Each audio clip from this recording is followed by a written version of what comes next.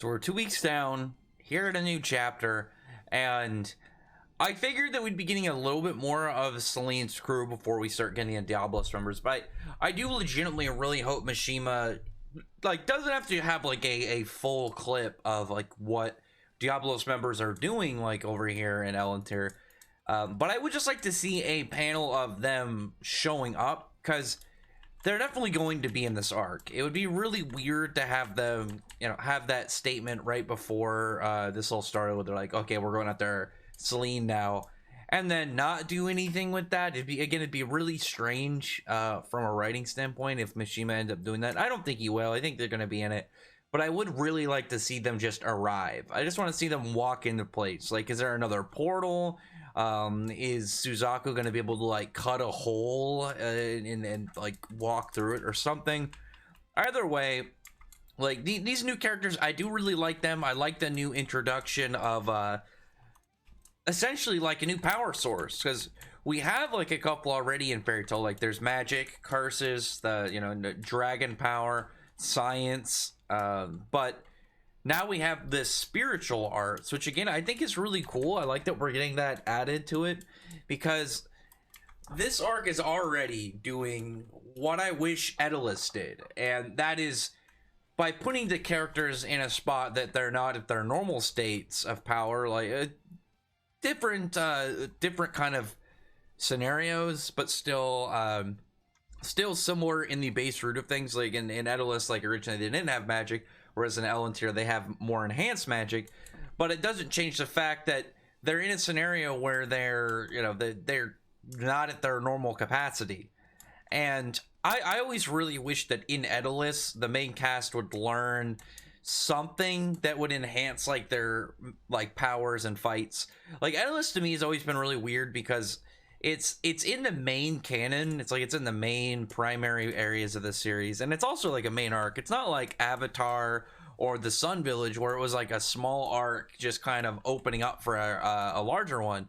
It was like a full-on normal arc, and for the longest time it didn't have like much of a tie to the plot. Like there wasn't anything to Zara for Acnologia or anything. But then obviously now with Celine, that's that's changed, and I've liked Edelus a lot more, given that just story like piece, because it makes it more important to the overall story rather than just something that happened. And that's one of the things about Edelus I never really liked too much, and why I always say it felt like an anime like exclusive arc. And again, I really like that here, as we've already seen with like hints at Lucy, as well as with with Wendy and Irene, is that there's going to be learning and progression coming out of this. Like when they were in Edelus, like I wish that Natsu, after having that fire sword and then kind of overuse it, was like, oh, I gotta like learn to use my like powers more sparingly, or like learn how to concentrate it to make it more potent without kind of just having like a massive amount of fire all over the place. Just something that would give him like a level up, or some form of skill point that he can use. And it was always weird to me that we never got that out of essentially anything in it. It's like we did get normal like character stuff. Like there was a lot of stuff obviously with the two Urzas and Panther Lily and stuff with Mistelgon, but in terms of what it could do for the more, I don't want to say meta like side of the characters, but more on like the like stats and progression side, because I do generally think that something like that is important, that you put them in an area where they should be having to develop in order to compensate, or just to in general, like now we have with Elantir, kind of just get in the feel of this new area. And I like that Mishima is doing that. I really like that he's having Wendy learn more about what she can do. I like that there's the whole part with Lucy being able to use or summon her spirits without even like seemingly doing it on purpose, but also not having her keys on her. And it just shows like, okay, there's still a lot of room these characters can grow. And legitimately, that is one of the things like I've always given Mishima one of the best credits for, is he manages to keep his main cast surprisingly up to date. Like usually when you're this far in, like you're not gonna have a lot of the cast be that relevant.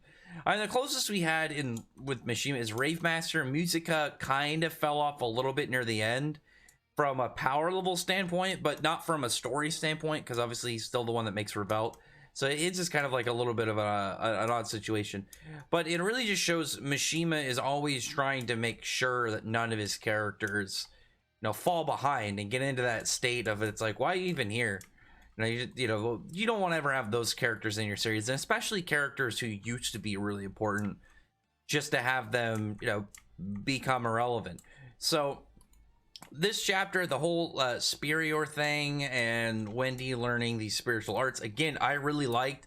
I thought that was a really good piece to have in the story, as well as, again, it's something to grow off of later, because it's very odd that it's not a type of magic. I figured it would be some form of like, just, if Wendy was going to learn some new form of ability from Irene, I figured it would be in a higher level of just enchanting in general. Like when she was starting, she talked about how, oh, you need to get some conceptual enchantment. So it's like, okay, you're getting into some bigger crazy words. All right, what's the big move with this new type of enchantment? But on top of that, she's also explaining the whole superior thing and this whole new system, because when she says that this isn't magic and it's not curses, again, that is a brand new full system that is within their world, like very important. And I was very curious to know about it, because like when Urza and Wendy were fighting these like little summon minions, I was like, why doesn't Urza just use her Nakagami armor and cut these guys like in half? Like, it's her whole Nakagami armor's purpose is being able to counter magic, and then she's fighting these raw magic people. But it's not that they're magic, they're like a spiritual art. It's that, like, Wendy describes it as being something kind of like magic, but it is, like, obviously, like I said, a whole new kind of thing. And I like it. I like what Mishima's doing. I like that we're getting something new this far in, and it's not something that's like so new, but like, why didn't we have this before kind of thing? Or it's like, okay, because you're an Ellen tier, the spiritual like side of things is way stronger here. And again, it makes sense of why Wendy would be able to have like some form of spiritual power, given that she already has like stuff like Milky Way within her arsenal, so she can already mess with souls. So like, this is all rounding pretty well into what Wendy can do, and I like that a lot. Like I've said, I really am looking forward to seeing just Wendy learn these new abilities and gain like a bunch of new skills. But she ends up like using this conceptual enchant and puts the spiritual art ability on on her magic as well as on Eartha's sword, so they're able to cut these these minions up and take them down. I'm actually really curious if why they got this Yoko, like the first one of the, what are they called, the beauty goddesses, I think. Moonlit beauty gods is what she's going with. I guess they're all women, which is really interesting as well, just because I didn't see at all really that they would be like an all-female group that would fight them. Like, I figured they'd be mostly female, but I know some people have kind of like looked at it like, oh, it might be all female. Like, the possibility was always there, but I didn't think Machine would actually go for it, because this means for Natsu and Gray, then they're going to be beat up on female characters until they run into Diablos, which isn't out of the ordinary. Natsu's shown he doesn't really care, as long as as somebody's an enemy or somebody they gotta fight, like he's gonna fight them. Whereas Gray seems to kind of just be in that a little bit of a mixed spot too. But I think Gray would be perfectly fine just fighting women. He's done it before. I don't know why it would be like a problem now. But with Yoko being the first one that's shown, I would guess that she's the leader out of the three. And plus,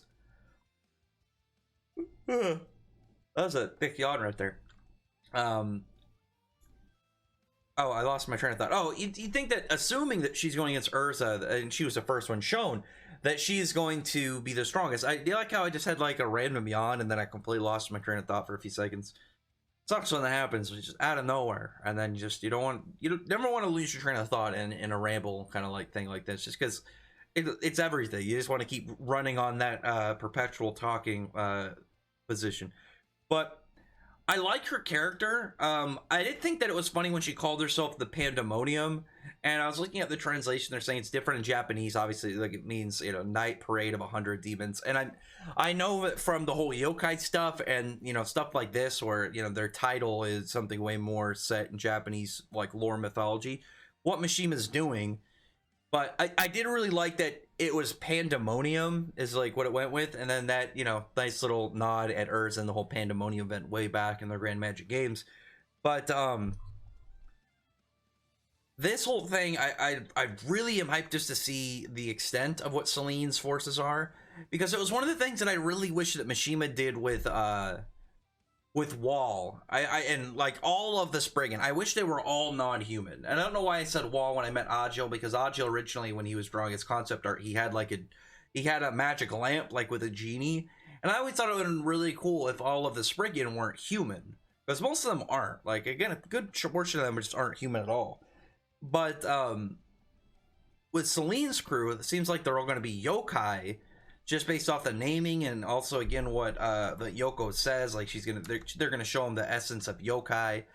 I really want to see what these guys can do, just because their whole setup is very out of nowhere. I like that they have they have a little bit more of like a larger scale vibe to them in terms of like higher end enemies, I want to say, because when it came to Alderaan the God Seeds, we knew from Alderaan's past and like stuff that he had been mentioning that he had probably had some fighting experience, but his God Seeds were born from the whole setup he had in his in his resting and absorbing these nutrients for hundreds of years. But with Celine, assuming Celine has just been over here this whole time, she probably has her personal unit way more combat experience, way more fighters, I would guess.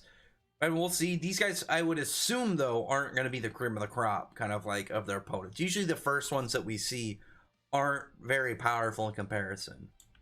But the one that goes up against Natsu and Gray, I like the design. I really like the cool snowflake emblem she has in her face, as you can see here. And then just like, again, it's a very comfortable design. I'm assuming either white or like a very light blue for her hair. She's got like this nice rose. I assume it's like a blue color or something. And then her in the snow, again, she just looks really nice. I really like that. She, though, has a bit of a bad matchup, but I think it's going to be a good thing. I think it's really going to be a good thing. And one of the reasons like why I think that these guys are going to be the starting opponents.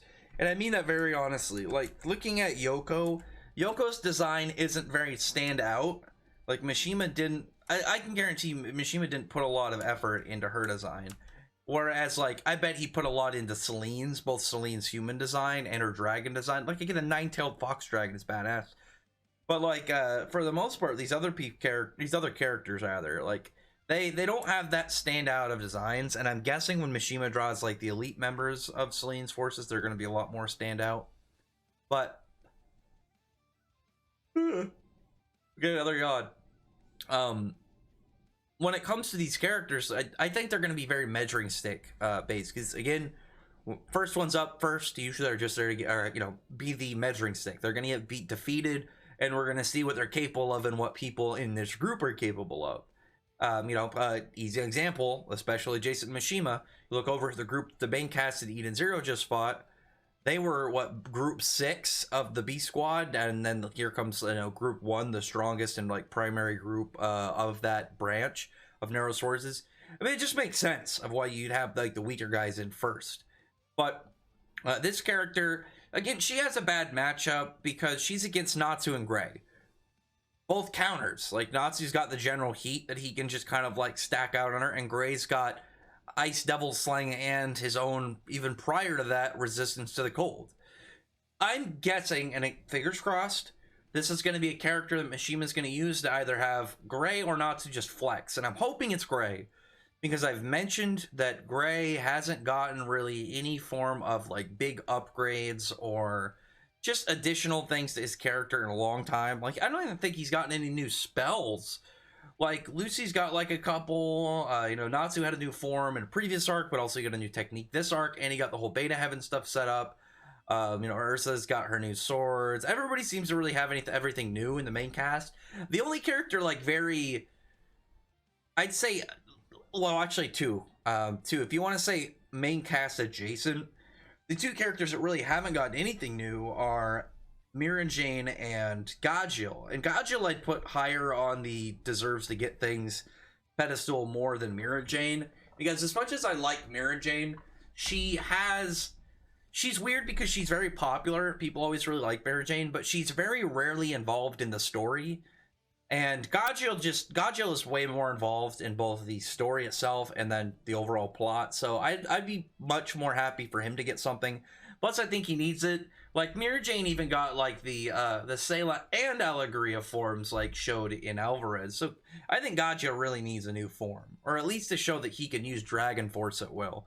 But yeah, so having Natsu and Gray versus this girl, she has to be really impressive for her to matter here. Like, the other two, Yoko might just have some really good powers. Like, she just might have a really good hacks. There might be something really dangerous with how she fights.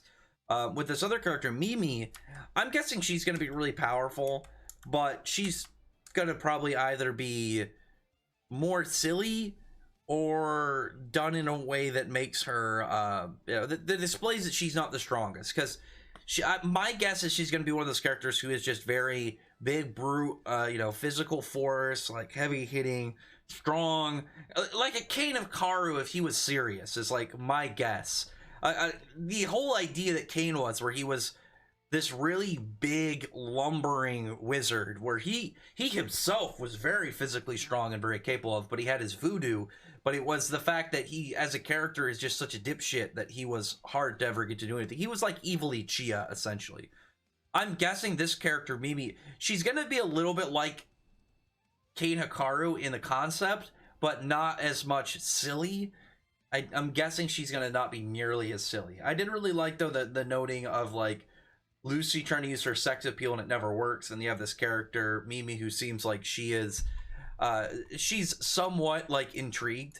And I actually laughed at this part, because this is something that I thought of the other day, because it's Twitter drama. I don't think anybody really cares, but I was on Twitter, and it's like, everybody's probably ran into one of these people before that have, like, some really weird ship that they take a little bit too seriously, and then they act like it's canon. Like, I remember some people the other day, like, they were trying to argue Laxus and Freed, and they're trying to be like, well, Freed never said he was that he wasn't gay in the series. And I'm just like, so? I don't think that's precedence just to assume the character's gay, because it's the thing that made me laugh, though, is Mishima. Whenever Mishima has wanted to imply a character is like, is gay or whatever, he's always done it. He's never been one to kind of shy away from that.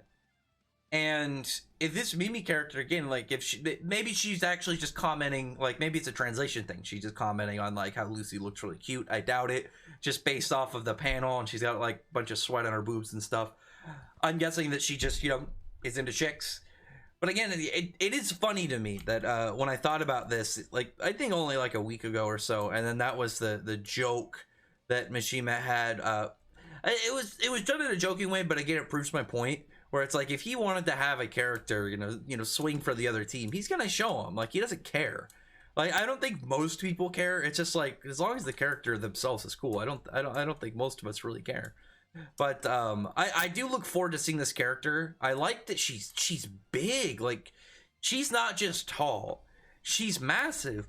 Like, you see her next to Taurus, and Taurus is already like, I'm just guessing 7 foot. My guess is just 7 foot just looking at him. Because he's still pretty tall compared to Lucy. Lucy, for a girl, she still has to be fairly tall. My guess would be kind of like in the 5'8", 5'9" maybe for Lucy. But Taurus definitely has to be like in the upper 6s to 7 foot. And Mimi legitimately looks like she's like 8, 9, maybe 10 feet tall. She looks really tall. I like that. I like having just this character we didn't really see happening at all from multiple standpoints. I think a lot of people were completely thrown off by this, because before anybody tries to get on my case, it is nice sometimes when you see just a character that stands out very, very drastically. Like, I like when we get, like, I remember the one that I always use as my reference is D6.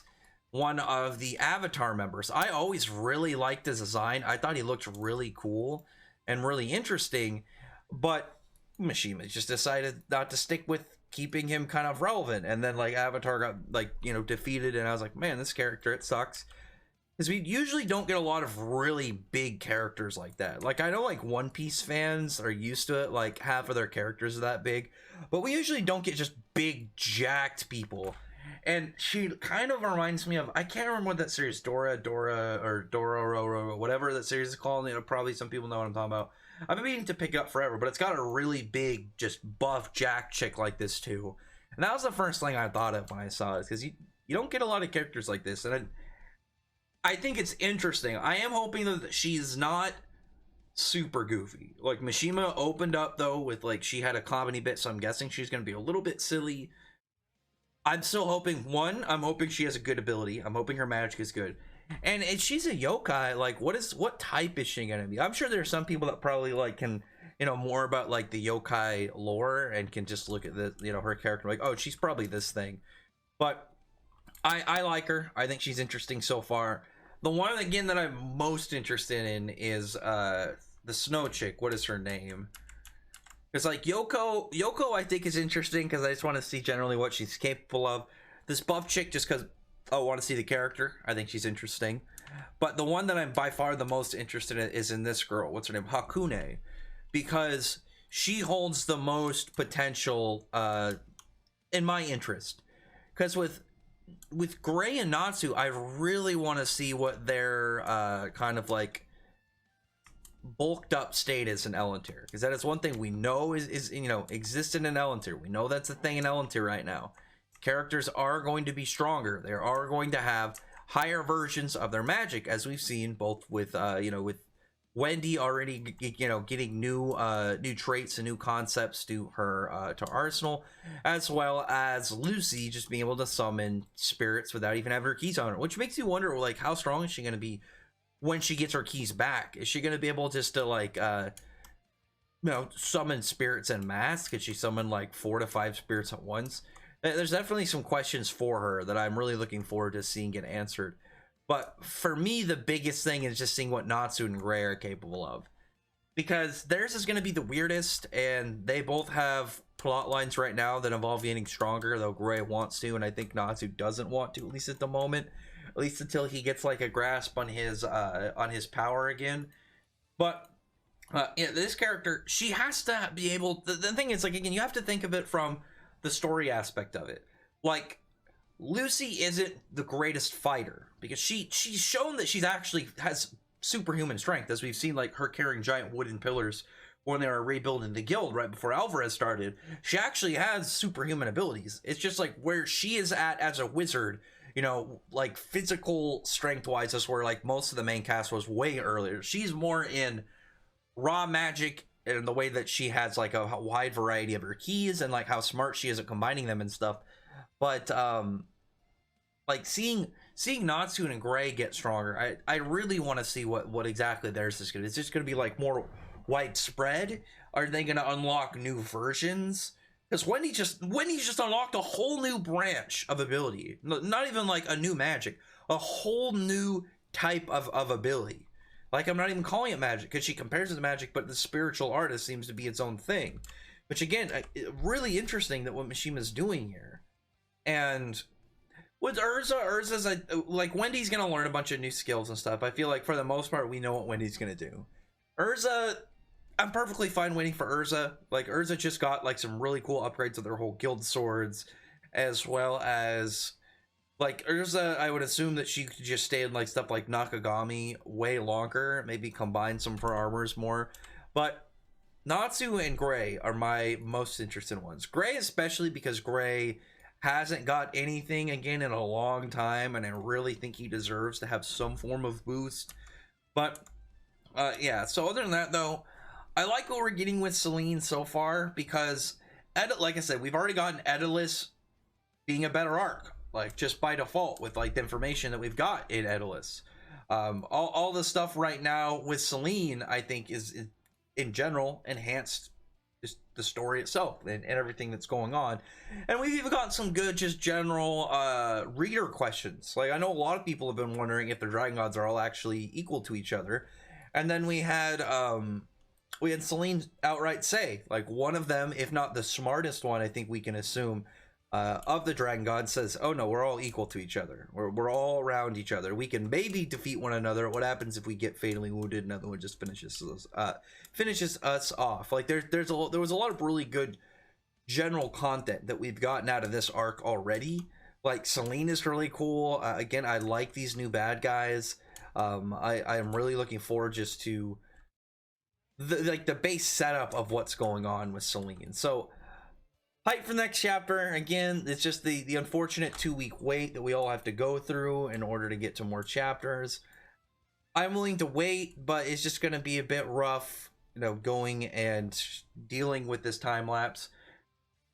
I can hope in this next one, though, that the wait will be worth it. And with that wait, we can, again, thumbs up, fingers crossed, get something for Gray. I really am hoping Gray gets some form of upgrade or some form of just boost in his ability.